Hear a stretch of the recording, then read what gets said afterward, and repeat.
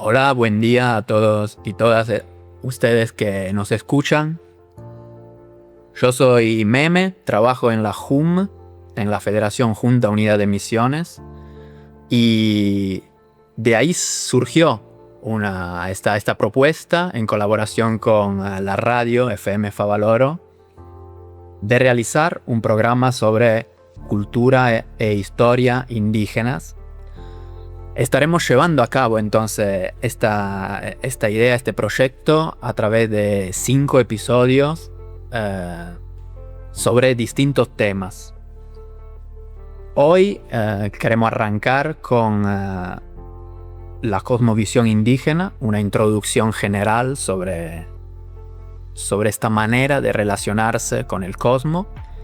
Seguirán otros episodios acerca de las descripciones que los indígenas desarrollaron de los invasores blancos y viceversa, sobre la colonización y las rebeliones, sobre las reducciones jesuíticas, y terminaremos con un episodio sobre formas de resistencia contemporáneas. Hoy nos acompaña Valentín Suárez para acompañarnos en el desarrollo de este tema de la cosmovisión. Buen día, Valentín, bienvenido. Hola, muy buenos días. Un gusto de compartir.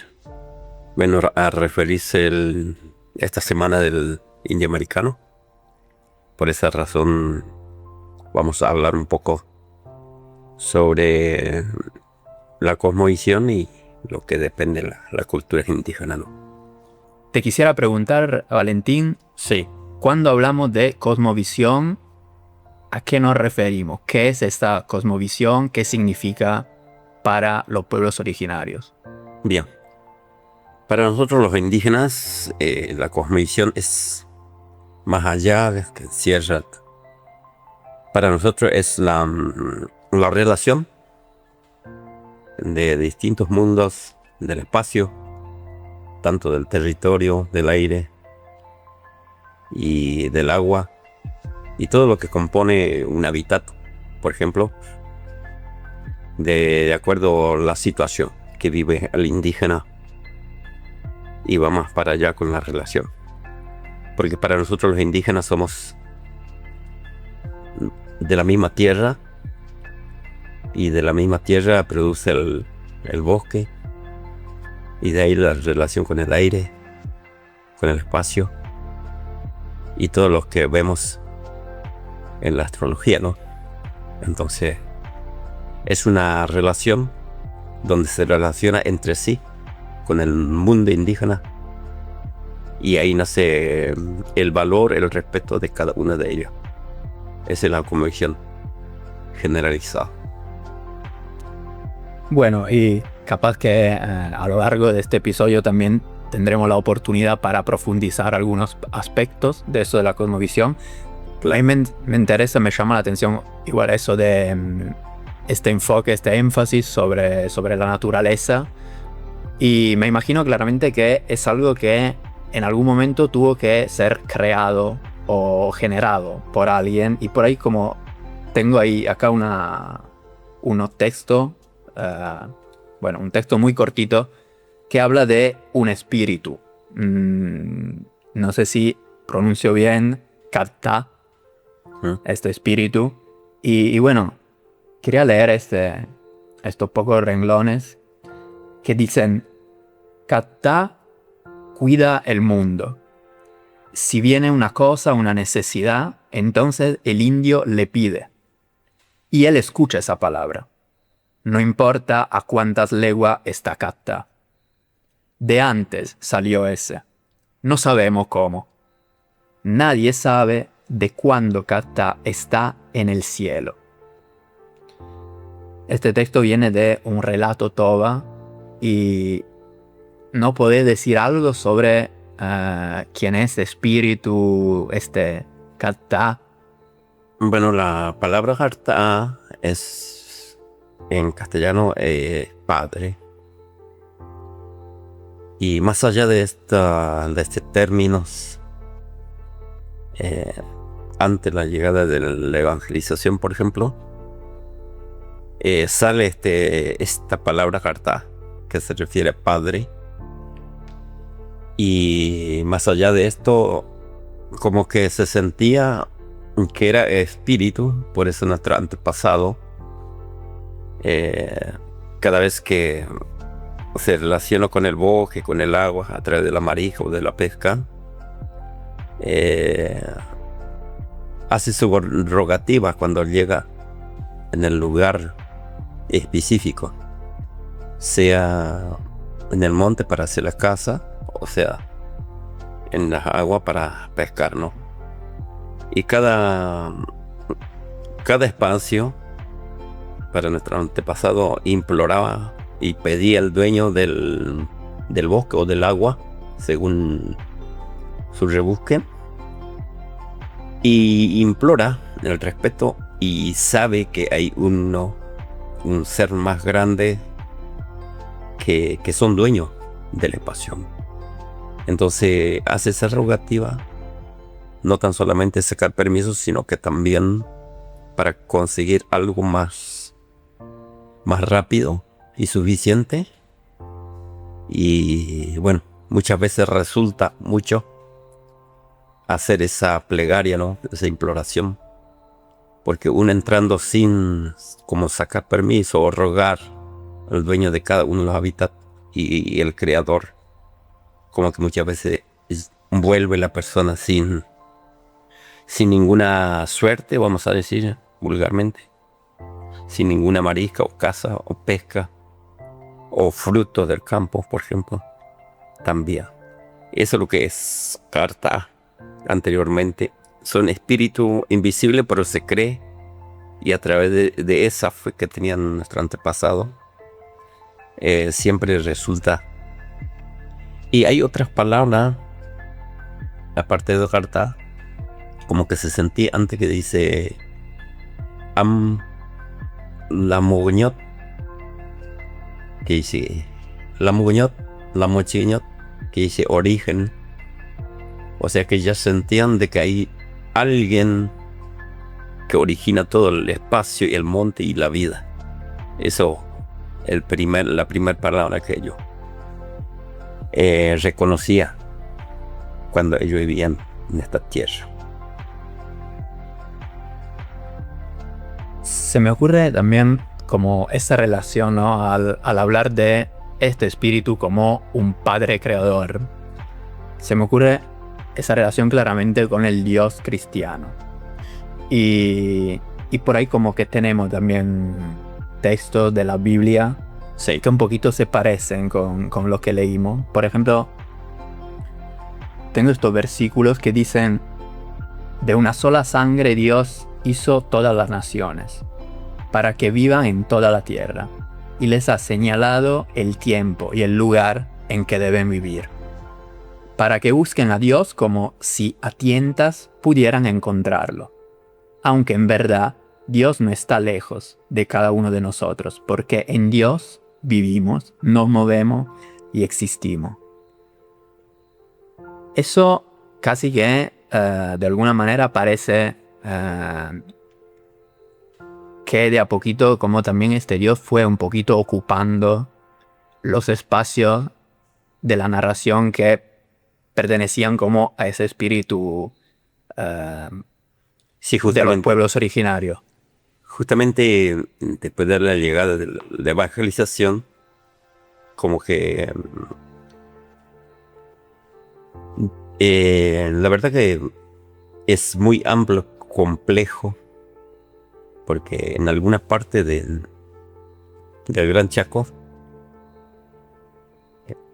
cuando era territorio Gran Chaco, es la parte que se bajaron varias ramas evangelizadoras, aparte de los jesuitas, aparte de los catolicismo. Y en las reducciones ya se enseñaba de que ahí había un Dios. Y como que la llegada de la evangelización, no importa el nombre, cuando los nativos empezaban a recibir o aceptaban el Evangelio o aceptar de que hay una vida cristiana rápidamente, y no tan solamente en vida cristiana, sino que reconocer que hay un Dios poderoso que está sobre todo y que provee todas las cosas, sea visible o invisible. Por eso la fe de ellos ya existía tan fuerte cuando le hablaron de estas cosas, porque para nosotros los indígenas la religión o denominación nuevo para nosotros. Al final de 1800 recién se pudo conocer de que hay un evangelio, estaban los evangelios. Por eso cuando se habló de esto, cuando ellos reconocían en papel, en Biblias, en folleto, ya ellos ya estaban en su fe, y que reconocía esa fe que también le ayudaba a las tribus en aquel entonces, a las tolderías.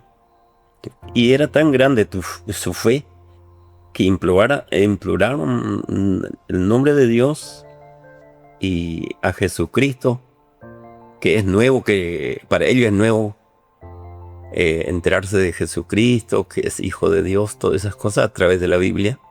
Pero anteriormente era Carta solamente, era Padre, Dios. Y tan grande la fe que ellos a través de su fe muchas veces ocurría milagro. Y ahí entendieron de que existe Dios, existe. Así como cualquiera de los dioses. Pero más allá de eso, antes de la evangelización, ellos creían en varios dioses. Por ejemplo, los dueños del monte, el dueño del agua, el trueno. Por eso hay variedades de creencias, inclusive hay chamanes, y hay curanderos, hay brujos, son diferentes especialidades, pero no todo también son buenos para la sociedad.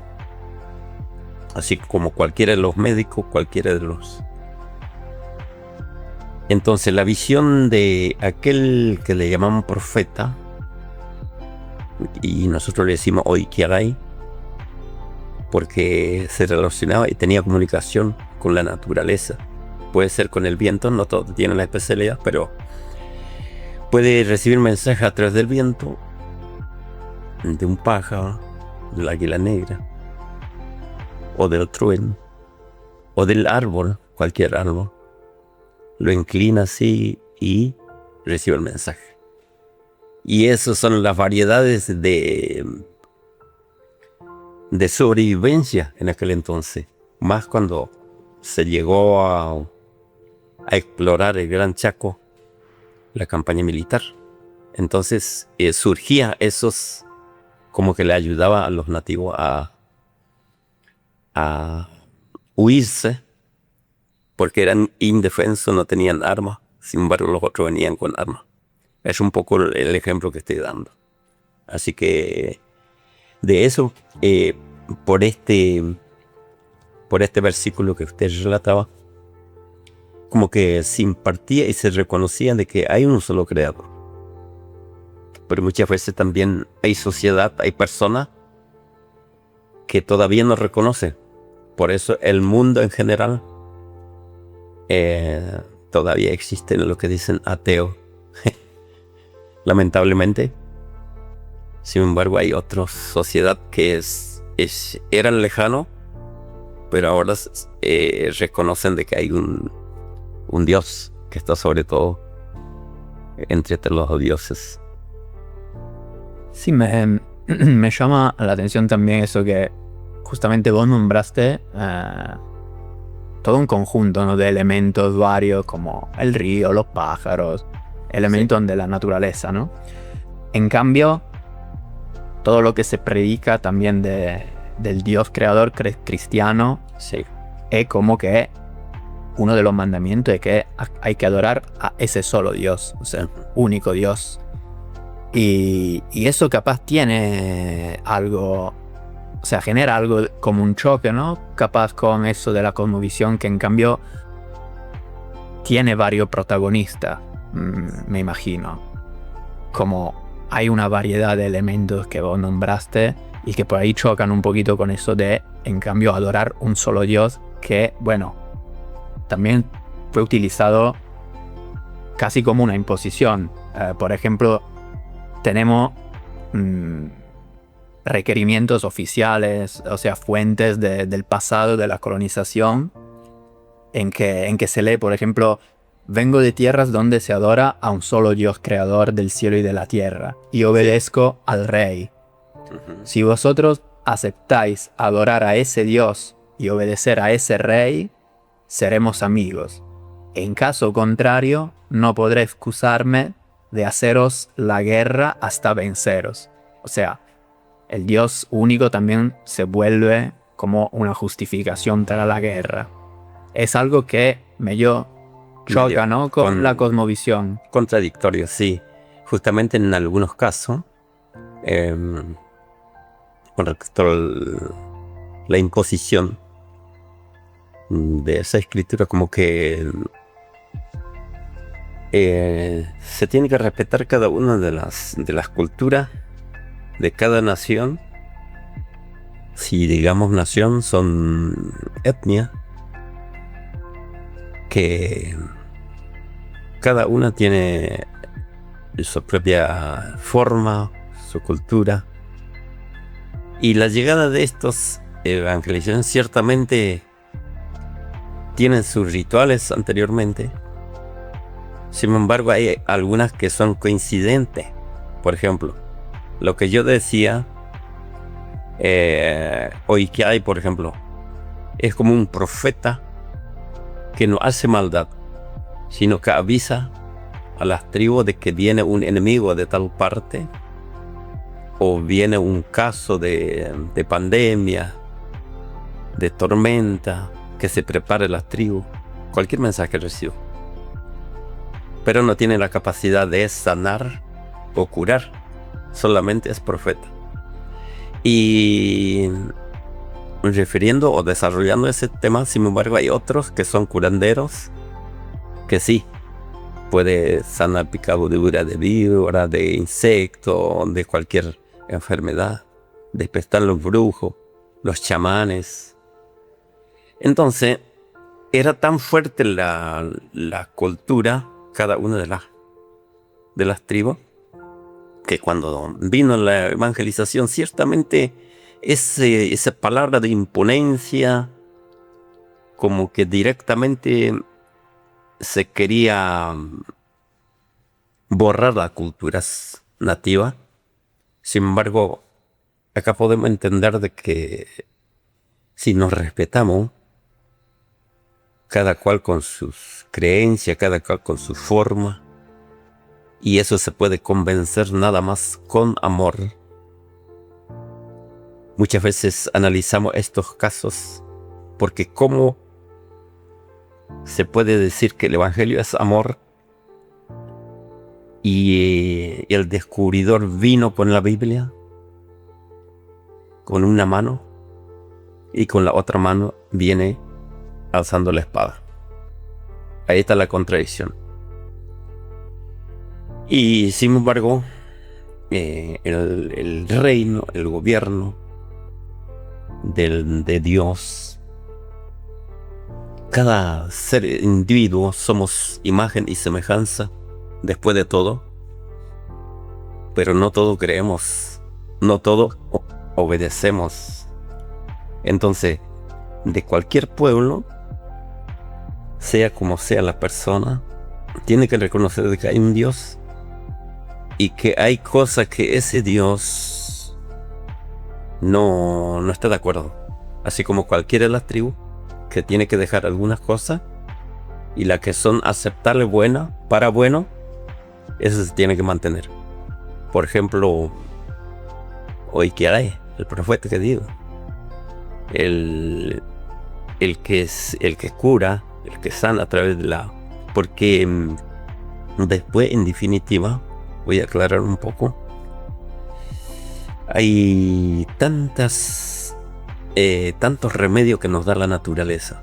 Por eso muchas veces que decimos que el agua, el monte, es nuestro supermercado.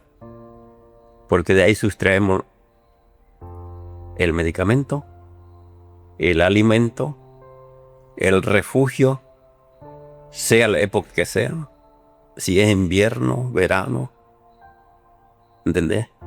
Por eso, para nosotros el monte, sin el monte, como que nosotros no estamos bien culturalmente. Entonces, eso es lo que quería un poco desarrollar con respecto a este Hartá y el choque de las culturas.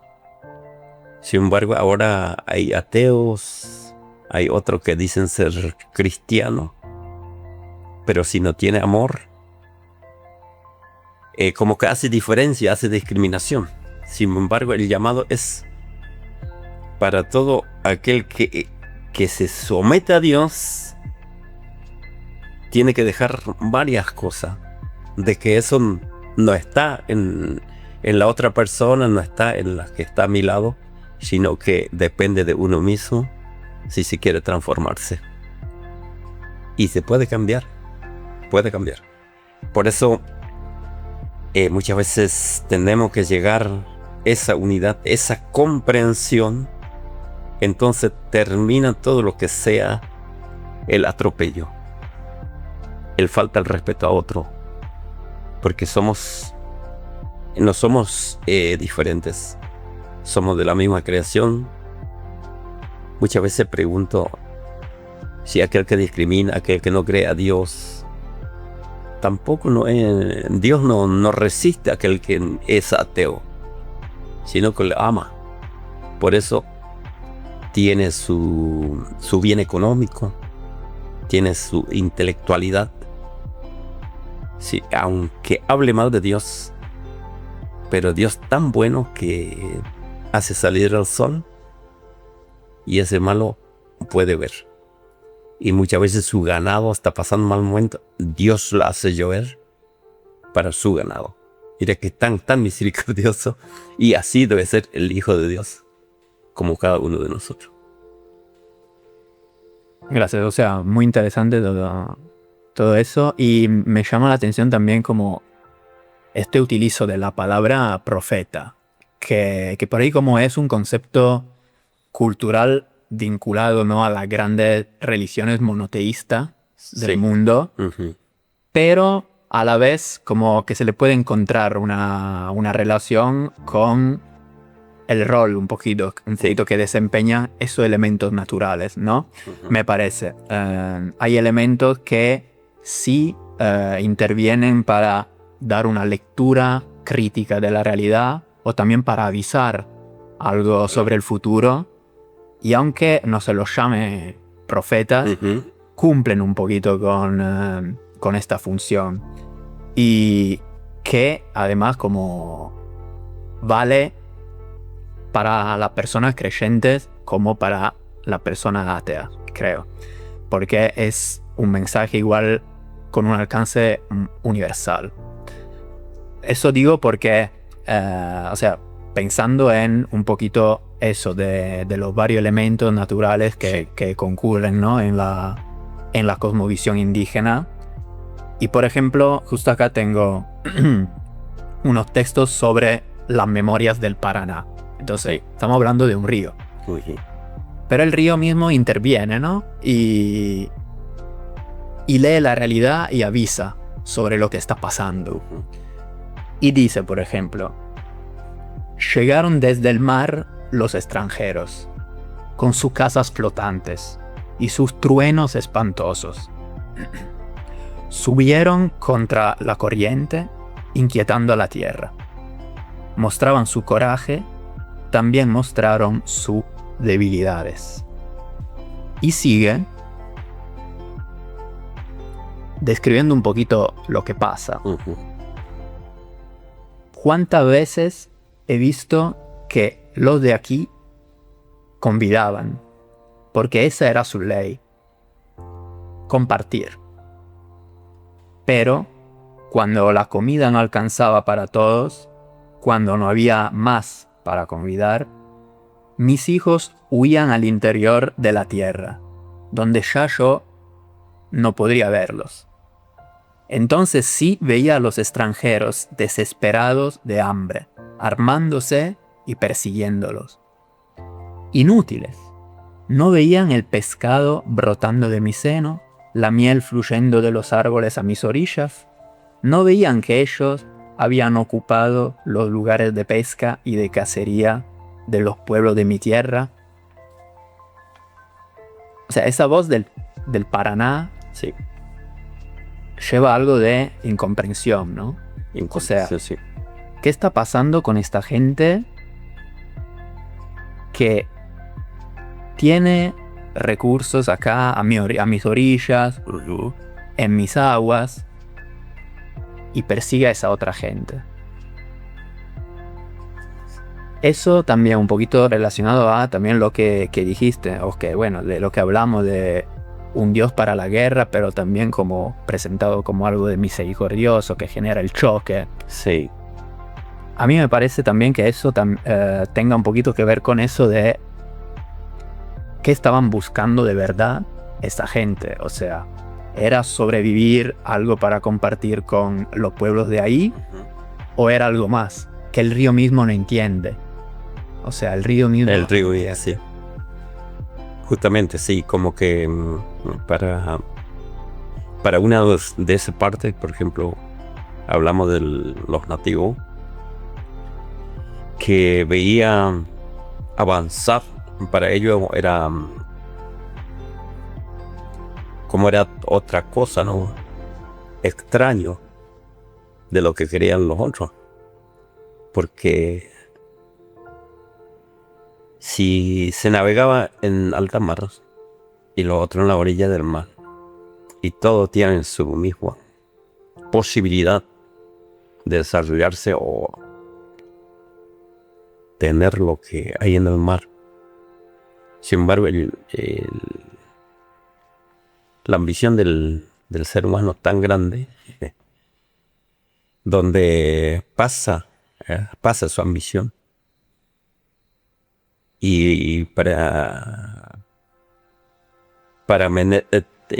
mantener menos al resto de la sociedad en busca de tantas cosas, su bien económico y más allá de eso, se puede compartir, se puede llegar sin necesidad de que se elimine cualquiera de esos dos bandos. Se puede llegar a compartir, vamos a decir, de buena manera. Y esto tendría que ser así, pero lamentablemente la matanza es el primer no. Porque no hay otro. Vuelvo otra vez, la costumbre de los nativos, por ejemplo. Doy un ejemplo. Cuando recibían la religión, ellos ya tenían sus leyes consuetudinarias que llevaba el respeto. No tenían escrito, pero la palabra de ellos era sagrado. Y el respeto era respetar a los mayores, no matar, no robar. Sí, en la sociedad siempre existe la persona malvada. Hay equivocación, hay errores. Por ejemplo, lo que se está viendo ahora muchos en la sociedad envolvente, el cambio de sexo. Anteriormente en las tribus no existía. Si alguna vez, según en el 1976 falleció mi abuelo, que tiene más de 110 años, 115 años, relataba, y yo escuchaba cuando tenía 12 años, como que quería surgir esto, y la misma tribu se reunía y lo discriminaba, le hacían un lado.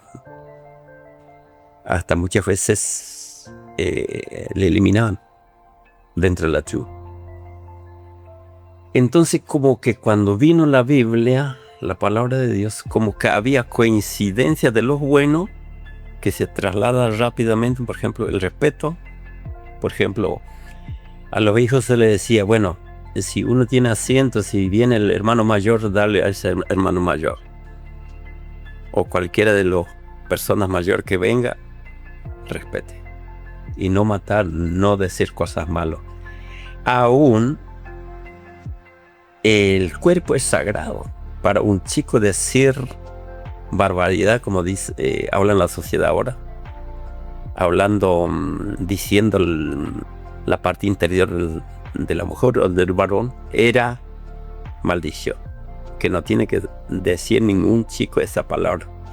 Y una vez cuando escuchan le dicen, mirad, está hablando mal la palabra, o boca sucia se está poniendo. Es el respeto. Por eso nos encontraba.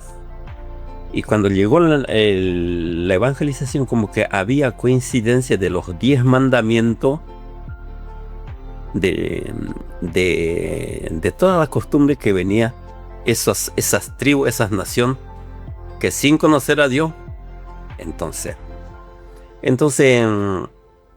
hay muchas cosas que uno tiene que analizar. Pero sí, la verdad que hablamos de esto y mucho no le convence. Pero nosotros que hablamos de las distintas etapas, la distinta evolución, cada uno tiene su propia, cada nación, cada cultura tiene su propia costumbre que respetar. Yo decía, en el respeto de esas tribus, nosotros los indígenas, teníamos esta costumbre o leyes consuetudinarias. Sin embargo, cuando vino la evangelización, ya tomamos, como que adaptamos los 10 mandamientos. Y hay algunas que tenemos que dejar. Por eso los que venían trayendo después la conformación del Estado, la llegada del blanco, vamos a decir, con su religión, y nos miraban nuestra ceremonia, y nos trataban de que no era de Dios, era satánico, era diabólica, de tanta forma. Sin embargo, era la cultura propia, su forma de adorar a Dios. Entonces, en conclusión, no tenemos que discriminar a uno. Después a la larga, como que venimos en un solo lado. Me hace recordar cuando Dios confundió a la humanidad después de tantos orgullos. Quería llegar al cielo con la Torre de Babel y le hizo confundir, y de ahí surgen las naciones o las razas, se esparcían por el mundo. ¿Y cuál de ellas surgimos nosotros? Los indígenas, y cada uno de los que habitamos la tierra. Por eso, desde la llegada del Estado de 1492, más adelante 1810, 16, cuando se conformó el Estado, cuando se hizo la Constitución en 1853, se pudo adaptar una frase también para los nativos. Sin embargo, se quería someter a una religión. Y bueno, no tendría que ser así. Pero lamentablemente el Estado tiene su forma para que el ciudadano adapte eso, ¿no? Respete. Sin embargo, muchas veces tampoco las leyes no se cumplen, no se obedecen. Y traigo esa confusión, por eso el indígena, si salimos del origen del ser humano bíblico, de esa evolución, de la Torre de Babel salimos todos, y de la campaña del desierto, y distintos ataques de las naciones del continente americano, no fue aniquilado ninguna de las razas indígenas, podemos entender que somos descendientes de Dios, de esa torre de Babel. Por eso Dios ocupa la naturaleza en la gran persecución, ocupa el pájaro, el viento, le avisa a la tribu para salvar. Y muchas veces eso lo fue concentrando todas esas ayudas y ese que entendía el profeta como que era una fuente de información para poder sobrevivir la nación nación indígena. Creo que es así. Sí, vinculado a eso, también, claro, está el rol ese de los avisadores, de esos pájaros que, bueno, en testimonios orales de los tobas, de los wichí también, dicen que por los pájaros conocían nuestros abuelos cuando venían los soldados. Sí. Con gritos y vuelo avisaban que había peligro. Los pájaros eran los avisadores para el indio perseguido. Entonces ahí volvemos también a algo de este realidad profético. Uh-huh. Y también cuentan con, bueno, a través de los pájaros. Pero vimos que los forasteros, hombres blancos, ejercitaban su puntería con nosotras solo por diversión. Volteaban los árboles donde estaban nuestros nidos y lo peor de todo, cuando nos capturaban vivas, nos encerraban en jaulas. Uh-huh. Por eso nos intranquilizaba su aproximación. Entonces nosotros, los pájaros, hicimos causa común con los nativos, los chaquenses, que aún resistían y que iban a llevar todo el peso de la guerra. Casi hay un paralelismo, ¿no? Uh-huh. Con capturar y encerrar, Sí. me parece. Como que estos elementos de la cosmovisión también reflejan realidades que están pasando en ese momento. Claro. Como que hay una relación que para nosotros los indígenas, y también la desesperación. Para nosotros los indígenas, sin el monte, nos reunimos la cultura que tenemos y la desesperación de ese pájaro que tiene su propio hábitat. Pasa lo mismo que nosotros, los indígenas, y el pájaro también es perjudicado. Y estábamos hablando de los dueños del monte, también nosotros los indígenas, el dueño del bosque, por ejemplo. Hay un dueño, sin embargo, también hay vida dentro de un monte, por ejemplo. Los seres vivos que hay ahí, millares. Y cuando viene el desmonte, sin discriminación de nada, cuántas almas, cuántas vidas lo mata, ¿no? Porque si nombramos las especies, tanto las aves y los cuadrúpedos, los reptiles, aún los árboles que decimos que tienen vida, y nosotros como ser humanos, con nuestra ambición, nos convertimos en asesinos de la vida que fue creada por Dios. Por eso nosotros los indígenas especificamos estos, los dueños del monte, los dueños del agua, porque hay vida. Lo que estudian la biología creo que entienden más perfectamente esto. Sí. Y también hay como unas intervenciones que también son más como decir, como físicas, como que tienen que ver con el mismo avanzar o el impedimento a avanzar de lo blanco por unos elementos naturales. Por ejemplo, en eso de relatos que de los avipones, por ejemplo, tenemos eso de del jaguar o la charaguatá. Esta planta de la que, bueno, se dice que en muchas partes no puede uno, aunque quiera, dejar la senda y entrar en el bosque. Porque de una y otra parte está sembrado de una planta muy semejante a la pita, de la cual hacen sus redes los indios y toda clase de cuerdas. Llámese jaguar. Esta planta está armada de espinas tan duras y terribles que si alguna vaca sale de la senda y entra en el bosque, en vano el soldado espolea su caballo para seguirla, porque el pobre animal tiembla y no quiere dejar la senda de miedo de las espinas. Así que también eso es una defensa, me imagino. Sí, por supuesto. El jaguar es un elemento para los indígenas de múltiples usos. Y también las variedades de jaguar. También hay que, por ejemplo, acá especifica más del uso de una especie de los jaguar que se usaba para hacer violines gruesos para enlazar animal o atar animal.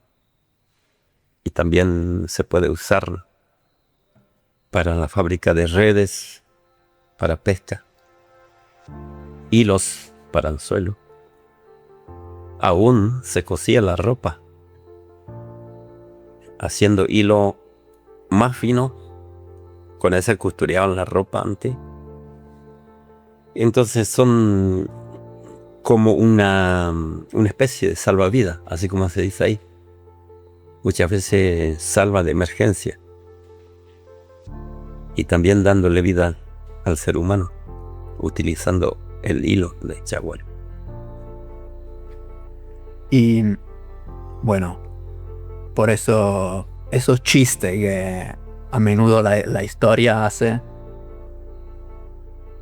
hay como, no sé, el correspectivo del jaguar en las prácticas blancas de colonización, ¿no?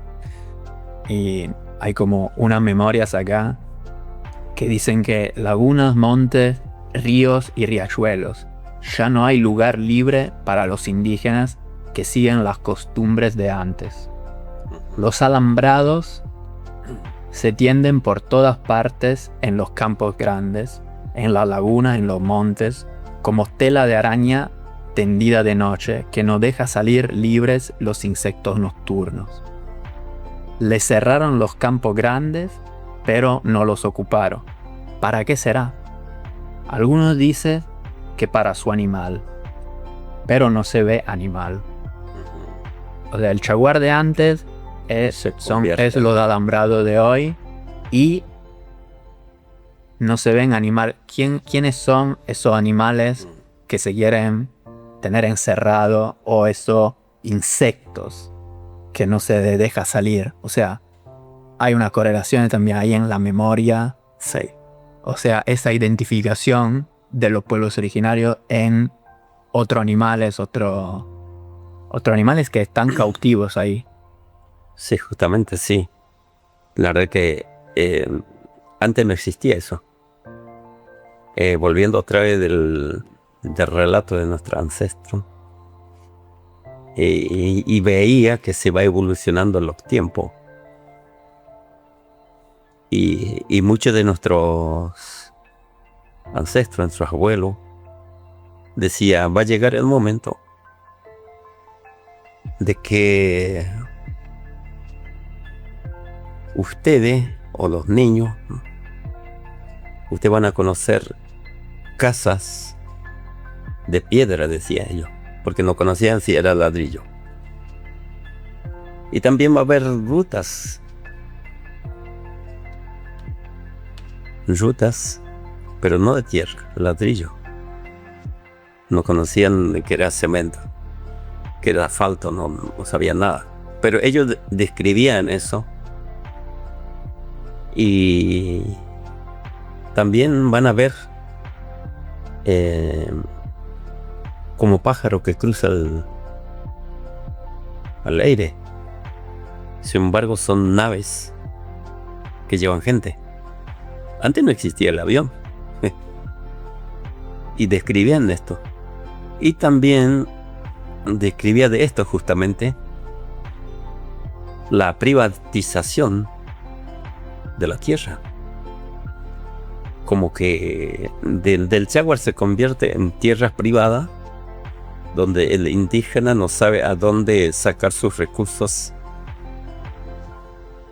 para sobrevivir, porque todos son prohibidos, aún los materiales para sus artes se está acabando.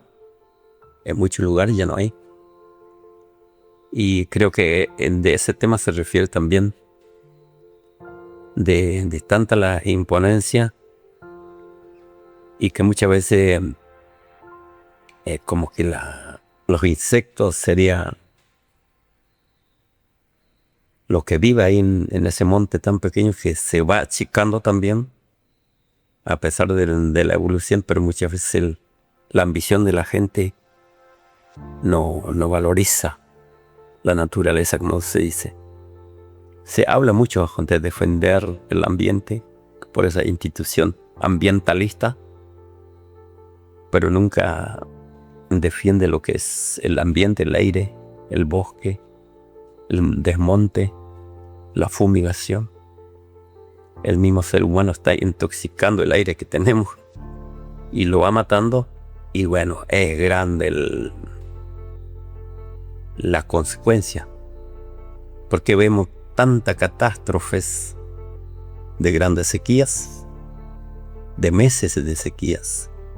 Y si pasa eso, muchas veces caen piedras, muchas veces tormenta, muchas veces terremoto, las grandes lluvias que estamos sufriendo.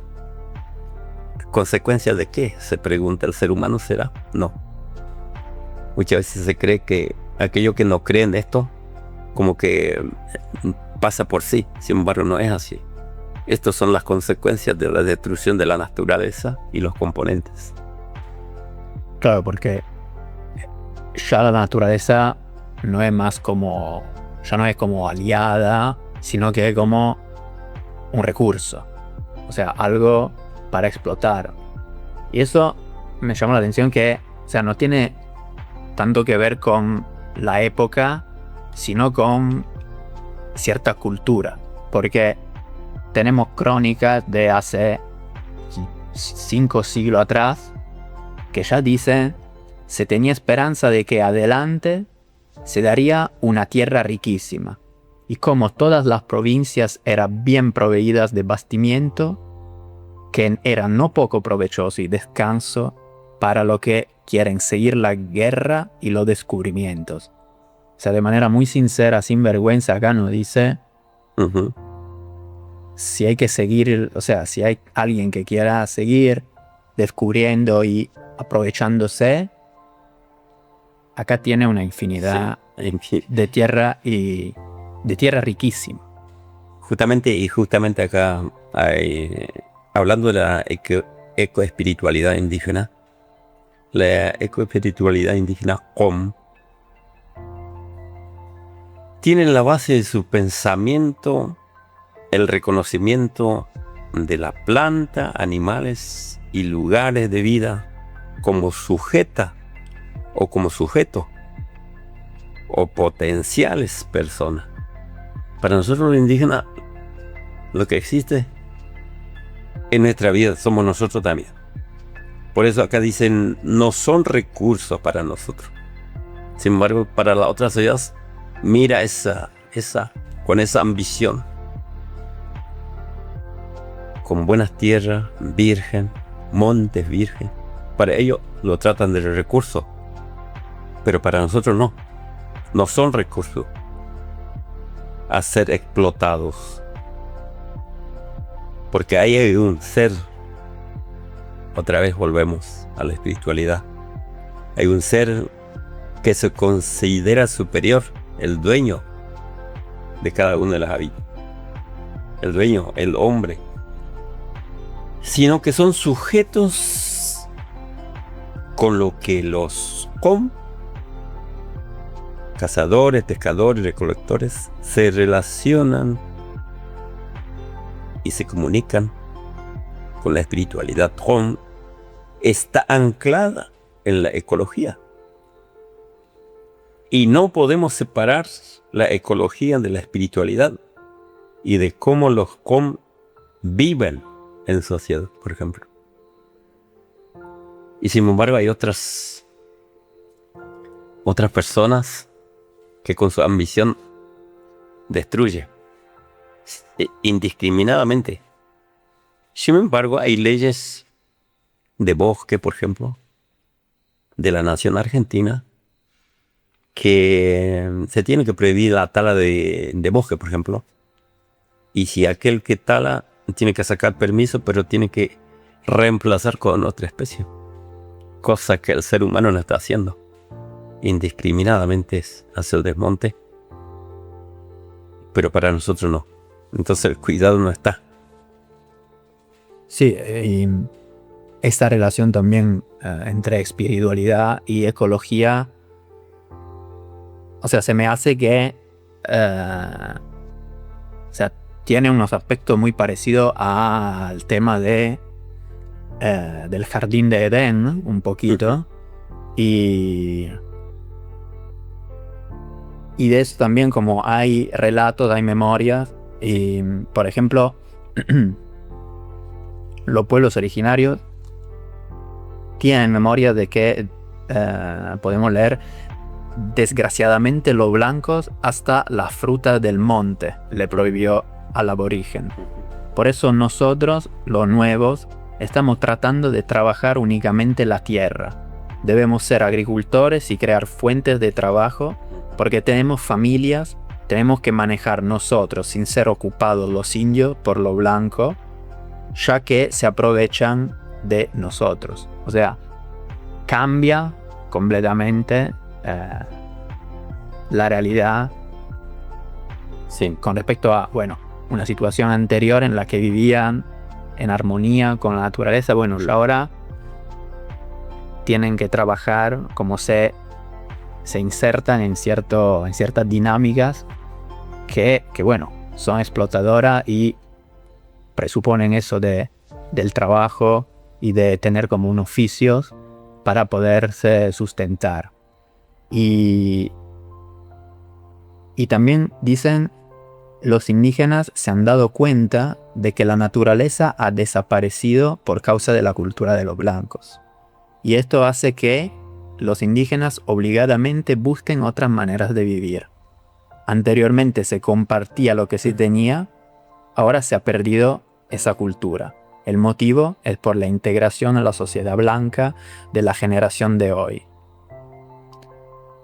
Eso como parece casi como un punto final. Claro, sí. Lo que antes existía ya no existe más. Sí. Queda algo de esa cosmovisión y de estos elementos que vinimos hablando hasta ahora y que, de repente parece que no existen más. Creo que en algunos casos sí. Porque si el indígena va en las villas, por ejemplo, cerca de las ciudades grandes, como que va perdiendo, va desapareciendo notablemente. Sin embargo, hay gentes que viven por las comunidades, por los campos, por las chacras. Sí, de verdad, ya no, como que se va desapareciendo la libertad del indígena de antes, cuando no existía la conformación del Estado. Y se va evolucionando y va a tener que someterse en el trabajo, de ser agricultores. Ya éramos agricultores, pero se terminó esa libertad de movilidad cuando antes de la llegada de los blancos eran nómades. Se puede decir, para nosotros los nómades no era malo, llamarse nómade, porque se desplaza la gente a donde quiera porque eran dueños de la tierra. Sin embargo, al existir el Estado, se va legalizando todo lo que sea el rodeo, como se dice ahí, la libertad. Por eso existían las reducciones. Primero eran los campos de concentración. Ahí se mataban todos los indígenas, por ejemplo. En la campaña del desierto, la campaña del Chaco. Y después se inventaron la palabra, las reducciones, las misiones, era para concentrar a los indígenas, para juntarse ahí, para hacerlo trabajar en obraje, en caña dulce, en los ingenios. Sin embargo, hay otras tribus que eran nómades, que no se entregaban a las reducciones, a las misiones. Por ejemplo, acá en el Chaco, la misión Cangallé, en Las Palmas, ahora la parte Formosa, misión Aicí, misión Tacaglé y Bartolomé Las Casas, eran campos de concentración a los indígenas. Sin embargo, había personas nómades, y ahí se va, como que se va achicando la libertad de los pueblos indígenas cuando se privatizan todos los territorios, por ejemplo. Entonces ya no queda más que cambiar de idea al indígena, de recibir y de adaptar el avance de la sociedad, por ejemplo.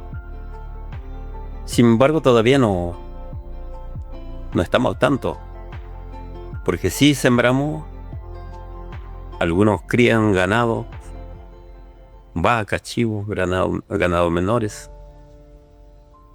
Nosotros que sembramos, sin embargo, hay una ausencia del Estado. Sí, esa ausencia del Estado de no fortalecer los trabajos indígenas, habiendo instituciones que dicen ser representar al indígena. Sin embargo, aquel que quiere trabajar no está respaldado por el mismo Estado. Entonces sigue como que ese dibujo nada más de leyes, pero en la realidad todavía. Entonces se arregla el indígena como puede para vender su producto en los pueblos vecinos, ofrecer su producto.